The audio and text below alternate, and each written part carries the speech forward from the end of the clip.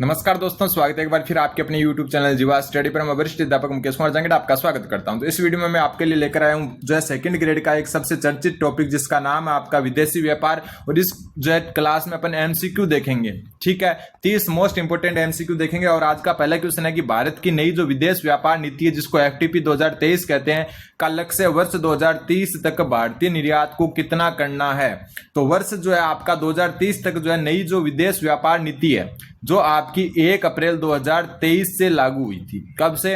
1 अप्रैल 2023 से क्या हुई थी? ये लागू हुई थी। ठीक है, इसका जो लक्ष्य है आपका 2030 तक जो है भारतीय जो भारतीय निर्यात है उसको $2 ट्रिलियन पहुंचाना, $2 ट्रिलियन अमेरिकी डॉलर तक पहुंचाना है। ठीक है, तो ये आपको ध्यान में रखना है। सबसे पहले जो यहां से क्वेश्चन आपका संस्कृत डिपार्टमेंट में आ चुका है। अब इसके 4 स्तंभ थे। कितने स्तंभ थे? 4 स्तंभ, जिनकी चर्चा अपन अगले क्वेश्चन में करेंगे कि नई जो विदेश व्यापार नीति है इसके कितने प्रमुख स्तंभों पर आधारित है। तो इसके जो है 4 प्रमुख स्तंभ है। ठीक है, 4 क्या है? प्रमुख स्तंभ है। इसके चारों के नाम आपको पता होने चाहिए। तो उत्तर इसका ऑप्शन नंबर 4 हो जाएगा। 4 कौन कौन से जो है इसके आपके जो है स्तंभ है। तो सबसे पहला जो स्तंभ है उसका नाम आपका छूट के लिए प्रोत्साहन। छूट के लिए प्रोत्साहन। क्लास को पूरी देखना, चैनल पर नहीं तो चैनल को सब्सक्राइब कर देना, क्योंकि आगामी सेकंड ग्रेड में आपके लिए ये चैनल बहुत अच्छा साबित होने वाला है। फिर दूसरा आपका कि सहयोग के माध्यम से निर्यात प्रोत्साहन। सहयोग के माध्यम से निर्यात प्रोत्साहन। निर्यात प्रोत्साहन। ठीक है, तीसरा जो आपका है वो है कि ईज ऑफ डूइंग बिजनेस। मतलब बिजनेस जो है उनको जो है इजी बनाना। मतलब उनके लिए जो आपके डूइंग बिजनेस, मतलब बिजनेस के लिए जो एक यूजर फ्रेंडली अपन कह सकते हैं, जो मतलब एक लचीला कानून बनाना बिजनेस के लिए। कोई भी नया बिजनेस स्टार्ट करना चाहता है तो उसको जो है थोड़ा सा इजी हो। ठीक है, जो कानूनी प्रक्रियाएं उनसे जल्दी निकल से, नियम कायदों को थोड़ा सा जो है छूट देना। चौथा जो आपका इसका स्तंभ है वो आपको ध्यान में रखना है, वो आपका उभरते हुए क्षेत्र। यानी उभरते हुए क्षेत्र कौन कौन से जिन पर ध्यान दिया जा सकता है उनको चिन्हित करना। उभरते हुए क्षेत्र। ये 4 आपके स्तंभ है किसके? नई विदेश व्यापार नीति के। तो कितने स्तंभ हो गए? 4। चैनल पर नए तो चैनल को सब्सक्राइब करें। और इसकी अगर PDF चाहिए आपको तो वो PDF आपको डिस्क्रिप्शन में टेलीग्राम ग्रुप का लिंक है, वहां पर जाकर आप ले सकते हो। ठीक है, थोड़ी देर बाद में ये अपलोड की जाएगी PDF। पहले आप क्लास देखें। फिर towns of export excellence scheme. ठीक है, towns of export excellence scheme का प्रावधान किसे प्रोत्साहित करने के लिए किया गया है। तो ये जो है नए शहरों को, नए निर्यातकों को, दोनों इसका उत्तर हो जाएगा आपका जो towns of export excellence scheme है। इसमें थोड़ा सा जो आपका आधा अक्षर होता है उसको पूरा लिख के नीचे कोमा लगाई हुई है। ठीक है, तो टाउन्स ऑफ एक्सपोर्ट एक्सीलेंस जो आपकी स्कीम है, इसमें नए निर्यातकों, नए शहरों को प्रोत्साहित करने की बात कही गई है। और इसमें पहले 39 शहर शामिल थे। कितने? 39 शहर शामिल थे। अब जो नई नीति है, नई जो विदेश व्यापार नीति है, नई विदेश व्यापार नीति, इसमें 4 नए शहरों को जोड़ा गया है। 4 नए शहर जोड़े गए हैं। ठीक है, तो टोटल इसमें कितने टाउन हो गए आपके? 43 शहर इसमें शामिल है। ठीक है, अब कौन से 4 शहर जोड़े, आगे क्वेश्चन आएगा उसमें अपन चर्चा करेंगे। तो ध्यान रख लेना, towns of export excellence scheme. कई बार क्वेश्चन उल्टा भी आ सकता है कि नए शहरों, नए निर्यातकों को जो है आकर्षित या प्रोत्साहित करने के लिए जो कौन सी स्कीम चलाई जा रही है। तो towns of export excellence scheme. फिर आता है कुरियर के माध्यम से ई-कॉमर्स निर्यात पर खेपवार अधिकतम सीमा को 5 लाख रुपए से बढ़ाकर कितना कर दिया। मतलब कुरियर के माध्यम से जो ई-कॉमर्स निर्यात होता था उस पर जो खेपवार अधिकतम जो सीमा उसको 5 लाख से बढ़ाकर आपकी 10 लाख कर दी गई है। ध्यान रखना। अगला क्वेश्चन, भारत में विदेश व्यापार महानिदेशालय, जिसको DGFT कहते हैं, की स्थापना किस वर्ष में हुई। तो भारत में विदेश व्यापार महानिदेशालय, इसकी स्थापना जो है आपकी 1991 में हुई। कब हुई? 1991 में। किसकी? भारत में कौन सा? विदेश व्यापार महानिदेशालय। अगला क्वेश्चन है भारतीय विदेश व्यापार संस्थान, जिसको IIFT कहते हैं। देखो पिछले क्वेश्चन में क्या था? विदेश व्यापार महानिदेशालय था, DGFT। अब भारतीय विदेश व्यापार संस्थान, जिसको IIFT कहते हैं, इसकी स्थापना किस वर्ष में की गई। तो जो आपके IIFT है या फिर भारतीय विदेश व्यापार संस्थान है, इसकी स्थापना 1963 में की गई। कब की गई? 1963 में। फिर वित्तीय वर्ष 2023-24 के PIB आंकड़ों के अनुसार भारत का कुल वस्तु निर्यात कितना था। पढ़े लिखा हुआ है यहाँ पर, आधे अक्षर थोड़े से पूरे लिख के नीचे कॉमा लगी गई है। तो भारत का कुल वस्तु निर्यात जो पढ़े हैं वो कितना था। ये क्वेश्चन बहुत अच्छा है, ध्यान में रख लेना आप। इसका उत्तर हो जाएगा आपका ऑप्शन नंबर 2, 437.42 बिलियन डॉलर। ठीक है, फिर अपन बात कर लेते हैं कि जो है यहाँ पर आपका जो है एक नंबर क्या है, ये तो क्या है आपका निर्यात है। ये क्या है, निर्यात। ये है आपका आयात। तो आयात कितना है, आयात है आपका 720.24 बिलियन अमेरिकी डॉलर। तो यहां पर जो है आपका कुल जो अपन कह सकते हैं लाभ या हानि है जो है व्यापार अधिशेष जो है आपका, या फिर जो है कुल घाटा भी कह सकते हैं, क्योंकि आयात मतलब क्या हो गया, आना, और निर्यात मतलब देश से बाहर कोई वस्तुएं भेजना। तो आयात ज्यादा हो रहा है, निर्यात कम हो रहा है, इसका मतलब कुल घाटा कितना हो रहा है वो आपको ध्यान में रखना है। कुल जो है आपका 282.82 का घाटा हो रहा है, बिलियन अमेरिकी डॉलर का। ठीक है, इसको बीओपी कहते हैं। क्या कहते हैं, बीओपी। तो कुल बीओपी कितनी है आपकी, 282.82 बिलियन अमेरिकी डॉलर। फिर आप बात करें 194.95 बिलियन डॉलर क्या है, तो ये आपका है सेवा निर्यात, यानी कि सेवा के क्षेत्र में जो निर्यात होता है, सॉरी सेवा आयात है, निर्यात नहीं है, एक मिनट, सेवा आयात, सेवा आयात है ये। ठीक है, फिर बात करें 383.51 बिलियन अमेरिकी डॉलर, तो ये आपका सेवा निर्यात। मतलब यहां पर आप एक चीज देख रहे होंगे, ऊपर जो आपका दिया हुआ है ये वस्तु आयात है और ये वस्तु निर्यात है, वस्तु निर्यात।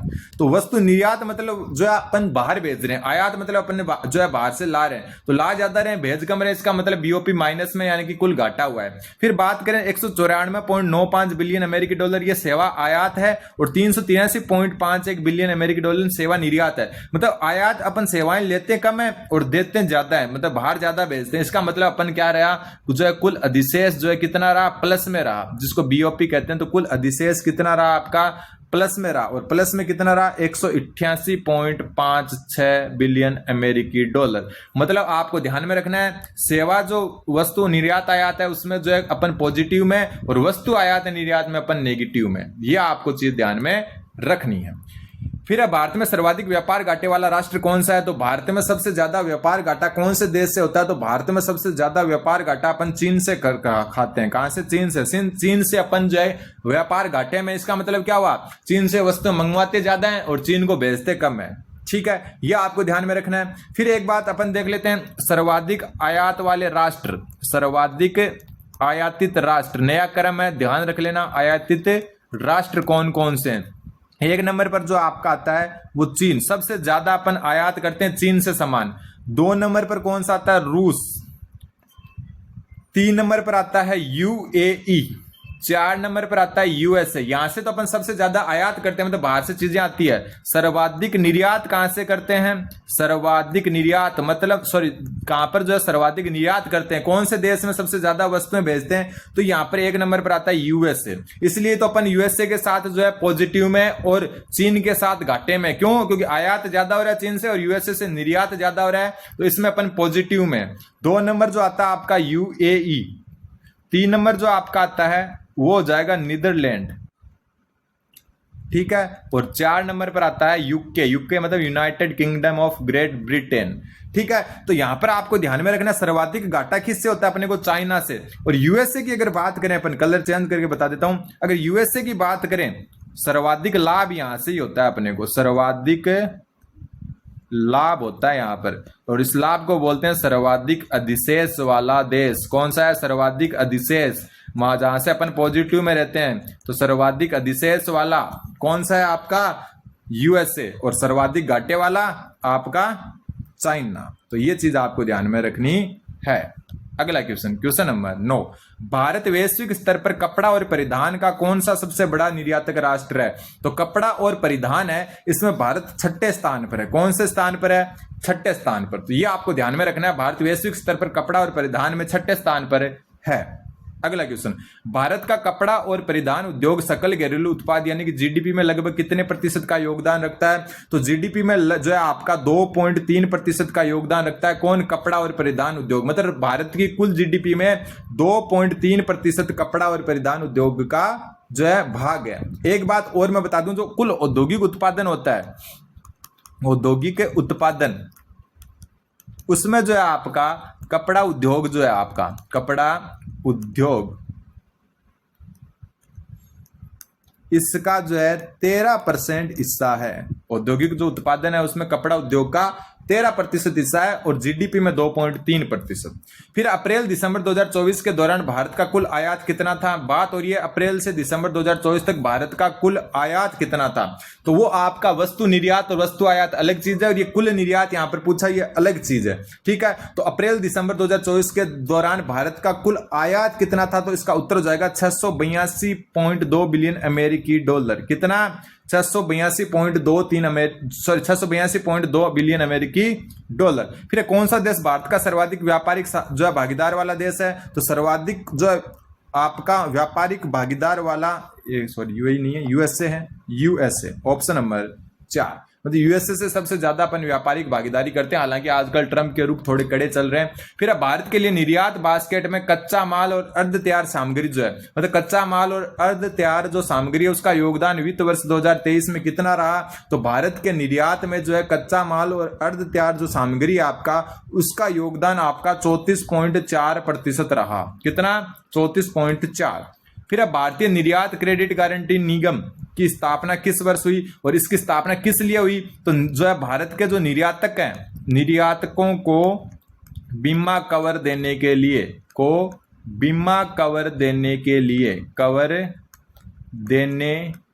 लिए, मतलब जो भी आपके निर्यातक है उनको बीमा कवर देने के लिए भारतीय निर्यात क्रेडिट गारंटी निगम की स्थापना हुई। और इसकी स्थापना आपकी किस वर्ष में हुई? तो 1957 में हुई। कब हुई? 1957 में। अगला क्वेश्चन, वाणिज्य एवं उद्योग मंत्रालय का मध्यकालीन विजन 2027-28 तक देश के माल व सेवा व्यापार को कितना करना है? तो वाणिज्य एवं उद्योग मंत्रालय का मध्यकालीन विजन जो है आपका 2027-28 उस तक जो है माल व सेवा व्यापार जो है आपका 2 ट्रिलियन अमेरिकी डॉलर ही इसमें होगा। ठीक है, एफटीपी 2023 में भी 2 ट्रिलियन अमेरिकी डॉलर, और वाणिज्य और उद्योग मंत्रालय उसका जो है विजन ये है कि 2027-28 तक जो है अपन देश के माल व सेवा व्यापार को 2 ट्रिलियन अमेरिकी डॉलर करें। फिर व्यापार उपचार महानिदेशालय का पुराना नाम क्या है? डीजीआरटी।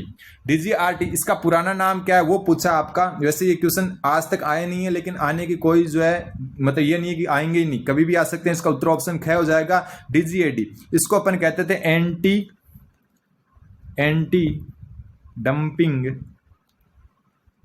डंपिंग एंड एलाइड ड्यूटी महानिदेशालय,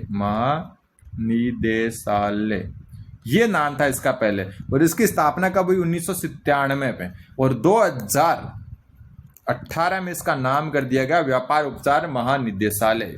अगला क्वेश्चन, भारतीय व्यापार संवर्धन संगठन आईटीपीओ क्या है? तो आईटीपीओ जिसको भारतीय व्यापार संवर्धन संगठन कहते हैं, ये एक भारत की प्रमुख व्यापार संवर्धन एजेंसी है। एक बात मैं बता दूं, यहां से एक क्वेश्चन आएगा, ठीक है, और ज्यादा से ज्यादा 2 क्वेश्चन आ सकते हैं। तो ये 4 नंबर मान के चलो आप, 4 नंबर आपके पक्के हो जाएंगे और लगभग चांस है कि जो है क्वेश्चन यहां से आ जाएगा। फिर भुगतान संतुलन जिसको बीओपी कहते हैं, बात कर चुके अपन। उसके मुख्य रूप से कितने खाते होते हैं? तो इसमें 2 खाते होते हैं, ध्यान रख लेना। बीओपी या जो भुगतान संतुलन होता है उसके 2 खाते होते हैं। एक तो आपका चालू खाता होता है और एक आपका पूंजी खाता होता है, पूंजी खाता। तो ये दोनों नाम आपको ध्यान में रखना है, चालू खाता और पूंजी खाता। किसके? बीओपी के। कितने खाते होते हैं? मुख्य रूप से 2, चालू खाता और पूंजी खाता। फिर भारत में व्यापार संतुलन की धनात्मक स्थिति केवल किन वर्षों में रही? तो 2 बार रही है। 2 बार जो है व्यापार संतुलन रहा है भारत का, एक तो 1972-73 और एक आपका 1976-77। तो 1972-73 और 76-77 में भारत में जो है व्यापार संतुलन धनात्मक रहा है, मतलब भारत को लाभ हुआ है। ठीक है, ये आपको ध्यान में रखना है। फिर भारत की सेवा व्यापार में वैश्विक भागीदारी कितनी है? तो भारत की सेवा व्यापार में वैश्विक जो है भागीदारी 4.3% है। इंपोर्टेंट क्वेश्चन बनता है, भारत की सेवा व्यापार में जो है वैश्विक भागीदारी 4.3% है। फिर नए निर्यात उत्कृष्ट शहरों टीईसी के रूप में निम्नलिखित में से किन 4 शहरों को निर्दिष्ट किया गया है? स्टार्टिंग में अपन ने पढ़ा था ना, पहले 39 थे, फिर 4 अब नए मिलाकर जो है 43 कर दिए गए। ये 4 शहर कौन कौन से? ये तो ये आपका फरीदाबाद, मिर्जापुर, मुरादाबाद और वाराणसी है। ऑप्शन नंबर 3 ध्यान रख लेना, फरीदाबाद, मिर्जापुर, मुरादाबाद और वाराणसी। अगला क्वेश्चन, नई विदेश व्यापार नीति किस सिद्धांत पर आधारित है? बहुत अच्छा क्वेश्चन है ये, क्योंकि नई विदेश व्यापार नीति से क्वेश्चन आए हुए हैं। पिछली बार जो संस्कृत डिपार्टमेंट का हुआ था उसमें भी आया था। तो जो आपकी नई विदेश व्यापार नीति है, ये आपके भरोसे और साझेदारी के सिद्धांत पर आधारित है। किस पर? भरोसे व साझेदारी के सिद्धांत पर। फिर वाणिज्य और उद्योग मंत्रालय का दीर्घकालीन विजन क्या है? तो वाणिज्य और जो उद्योग मंत्रालय उसका जो है दीर्घकालीन जो विजन है आपका, वो है भारत के वैश्विक व्यापार में हिस्सेदारी को दोगुना करना। भारत की वैश्विक व्यापार में हिस्सेदारी को दोगुना करना उद्योग एवं वाणिज्य मंत्रालय का दीर्घकालीन विजन है।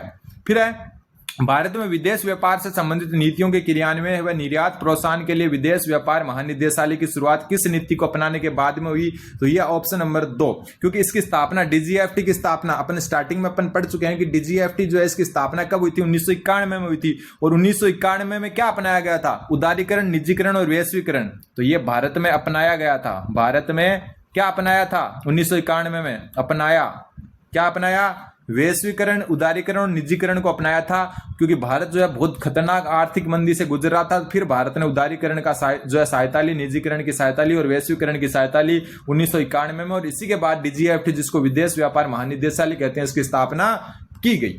अगला क्वेश्चन, नई विदेश व्यापार नीति जिसको एफटीपी 2023 कहते हैं का फोकस किन उभरते हुए क्षेत्रों पर है? तो जो नई विदेश व्यापार नीति है इसका मुख्य फोकस आपका dual use high and technology items और ई कॉमर्स निर्यात पर है। मतलब ड्यूल यूज मतलब जिनका 2 यूज ले सकें, ठीक है, या दोबारा यूज ले सकें, ऐसी भी चीजें। फिर हाई एंड टेक्नोलॉजी आइटम्स, जो टेक्निकल आइटम है वो, और प्लस में ई कॉमर्स यानी कि जो आपका ऑनलाइन जो बिजनेस वगैरह होते हैं उनके निर्यात पर जो है आपका ज्यादा ध्यान दिया जा रहा है एफटीपी जो नई विदेश व्यापार नीति है उसमें। फिर स्टेट्स होल्डर स्कीम, ठीक है, ये आधे अक्षरों को पूरा लिख रखा है, स्टेट्स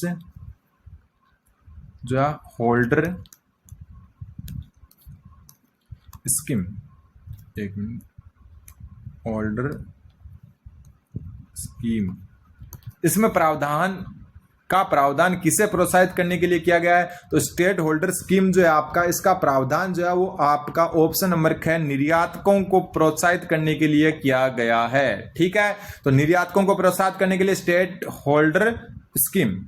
अगला क्वेश्चन, निर्यात संवर्धन परिषद मुख्य कार्य क्या है? निर्यात संवर्धन परिषद का मुख्य कार्य क्या है? तो निर्यात संवर्धन परिषद जो है इसका मुख्य कार्य है आपका भारतीय वस्तुओं के निर्यात को बढ़ावा देना। ठीक है, भारतीय वस्तुओं के निर्यात को बढ़ावा देना निर्यात संवर्धन परिषद का कार्य है। फिर निर्यात परीक्षण जो निर्यात निरीक्षण जो परिषद है उसका कार्य क्या है? तो निर्यात निरीक्षण परिषद है, इसका कार्य क्या है? इसका भारत से निर्यात होने वाली वस्तुओं को निरीक्षण और गुणवत्ता जो है उसको नियंत्रित करना, दोनों अलग चीज है।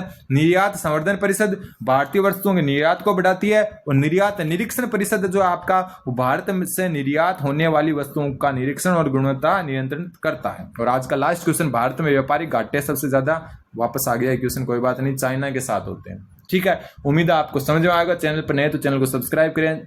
जीवा स्टडी एकमात्र चैनल है जीवा स्टडी टीचिंग एग्जाम। हालांकि अपना मेन चैनल दूसरा है जिस पर 1,25,000 के आसपास जो है टीचिंग एग्जाम्स, ठीक है, वो अलग चैनल, लेकिन ये एकमात्र चैनल है जीवा स्टडी टीचिंग एग्जाम्स जो सिर्फ 2nd ग्रेड को समर्पित है। तो इस चैनल पर नए तो चैनल को सब्सक्राइब करें। पीडीएफ के लिए डिस्क्रिप्शन टेलीग्राम ग्रुप का लिंक है, जाकर जो है आप ज्वाइन कर लीजिए। थोड़ी देर बाद में पीडीएफ डाल दी जाएगी। धन्यवाद, बने रहें जीवा स्टडी के साथ।